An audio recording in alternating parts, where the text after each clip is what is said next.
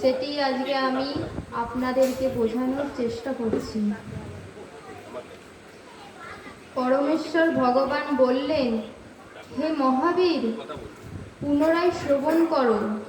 যেহেতু তুমি আমার প্রিয় পাত্র, তাই তোমার হিতকাম যিনি আমাকে জন্মরহিত, অনাদি এবং সমস্ত গ্রহলোকের পরমেশ্বর বলে জানেন, তিনিই কেবল মনুষ্যকুলের মধ্যে মহশূন্য হয়ে সমস্ত পাপ থেকে মুক্ত হন।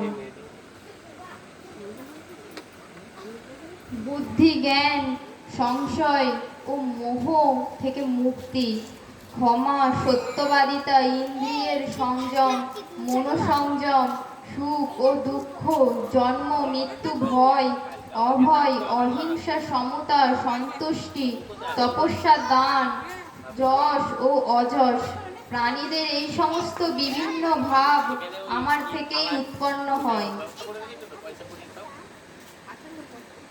সপ্ত মহর্ষি, তাদের পূর্বজাত 4 জন মহান ঋষি ও 14 মনু সকলেই আমার মন থেকে উৎপন্ন হয়ে জন্মগ্রহণ করেছে, এবং বিভিন্ন লোকের সমস্ত প্রজারা তারাই সৃষ্টি করেছেন।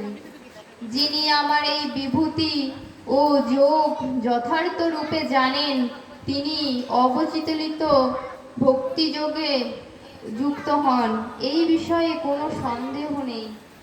আমি জড় ও চেতনা জগতের সবকিছুর উৎস, সবকিছুর আমার থেকেই পরিবর্তিত হয়। সেই তত্ত্ব অবগত হয়ে পণ্ডিতগণ শুদ্ধ ভক্তি সহকারে আমার ভজনা করেন। যাদের চিত্ত ও প্রাণ সম্পূর্ণরূপে আমাতে সমর্পিত, তারা আমার